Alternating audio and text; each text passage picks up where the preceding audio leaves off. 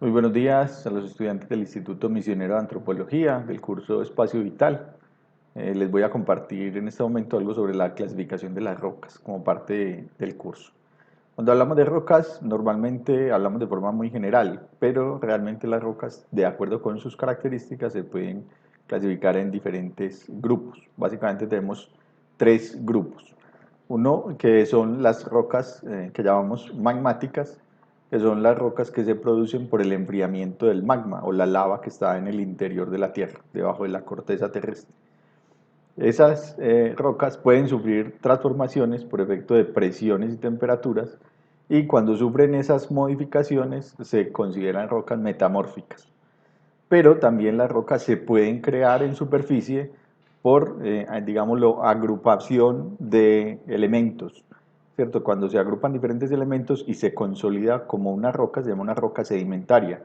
Las rocas sedimentarias también pueden sufrir el proceso de metamorfismo. Entonces, una roca metamórfica puede tener origen magmático o origen sedimentario, pero se transforman y ya con eso se llaman rocas metamórficas.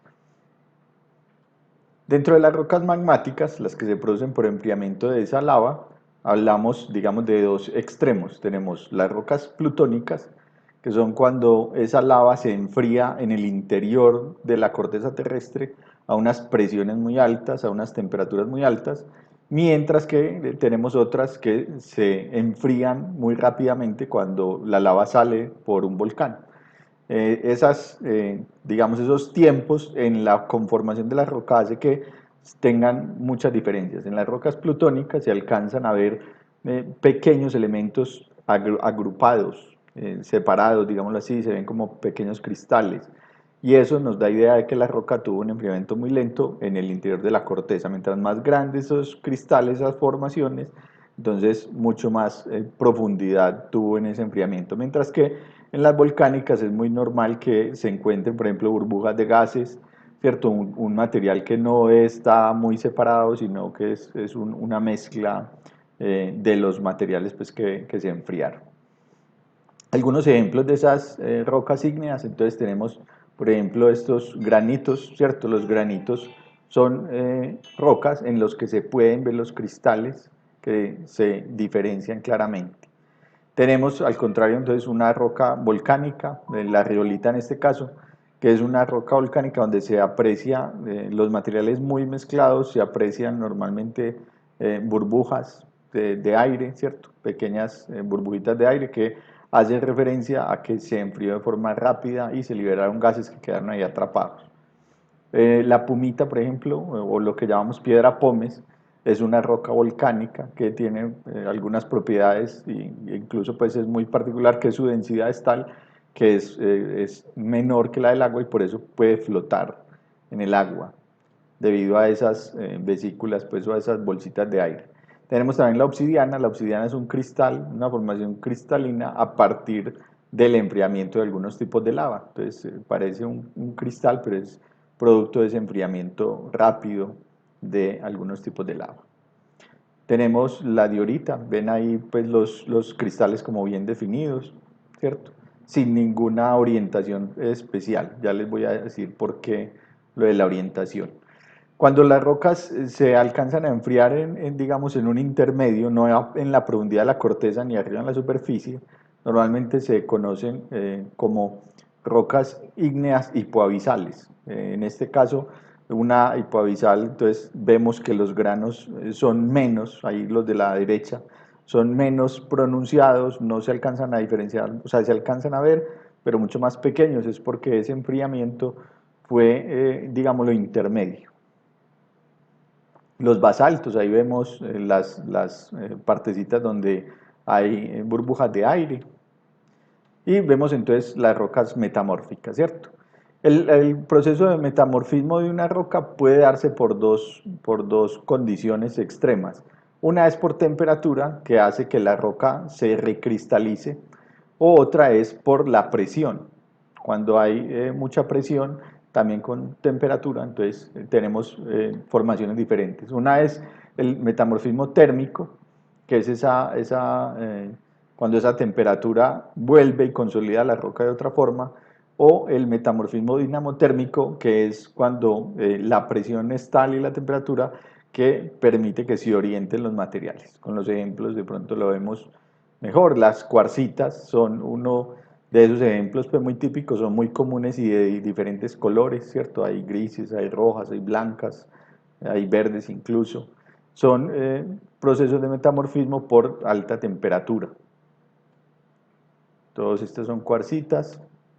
En los haze, lo que vemos aquí es una orientación de los minerales en la roca. Cuando vemos esas orientaciones, esas franjas, lo que podemos presumir es que la roca sufrió de altas presiones y altas temperaturas. Entonces los minerales se organizan en forma de líneas. Entonces ahí podemos decir, afirmar que es una roca metamórfica por un proceso dinamotérmico.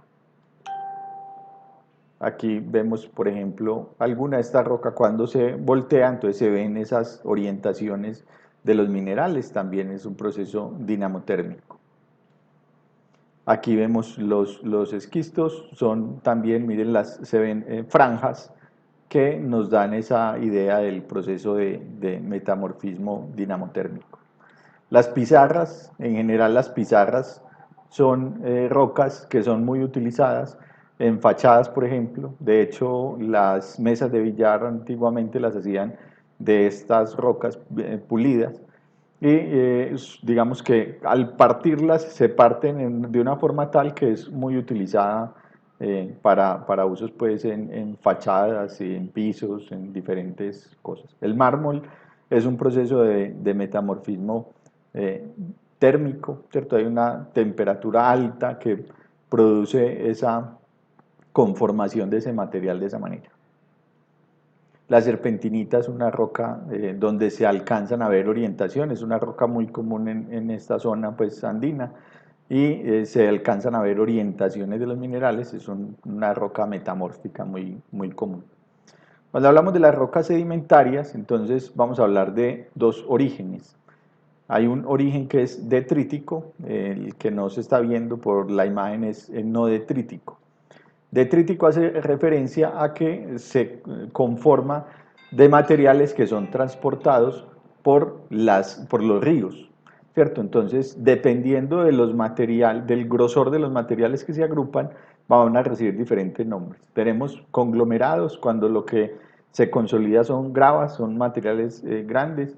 Areniscas, cuando la roca se forma a partir de arenas, o arcillas, cuando la roca se conforma a partir de arcillas. Y dentro de los no detríticos tenemos entonces rocas carbonatadas, donde hablamos de las rocas calizas, por ejemplo, que son minerales que se filtran normalmente en los suelos y llegan a sitios donde se van acumulando y se van conformando en rocas. Lo mismo que las rocas salinas o las evaporitas. Son rocas de sal que en algún momento estuvo en otro estado, digamos en estado líquido, parte de un mar que se secó en algún momento y se alcanzan a consolidar como rocas. Algunos ejemplos, entonces aquí tenemos un conglomerado, vemos unos materiales muy gruesos con unos bordes redondeados. Eso es una señal de que esos materiales en algún momento fueron transportados por los ríos. Ahí está también una brecha, es un conglomerado, tiene materiales grandes, ¿cierto? Conformando materiales grandes. Aquí vemos una arenisca, donde vemos una roca formada a partir de arenas que se logran consolidar. La lutita es una arcilla, son arcillas que se forman en capas y que se convierten en roca, pero antes eran arcillas, consolidan. La dolomía o dolomitas son procesos de rocas sedimentarias no detríticas del tipo calizas, ¿cierto? Y la alita es una roca formada a partir de sal, cristales de sal. En este caso la sal comestible, ¿cierto? Y por último les quiero mostrar que las rocas no son algo estático. Si bien las vemos de una forma y para nuestra vida, digamos un periodo de 80 años, las podemos ver iguales, las rocas tienen unos ciclos, son ciclos mucho más largos en el tiempo, pero también son ciclos donde se pueden crear a partir de las diferentes formas de enfriamiento de ese magma, pero también se pueden destruir y se vuelven a consolidar y vuelven y están constantemente en un ciclo de que se forman, se destruyen o se erosionan y vuelven a hacer otras rocas y están en una dinámica completa. Espero les sea de mucha utilidad este video. Muchas gracias.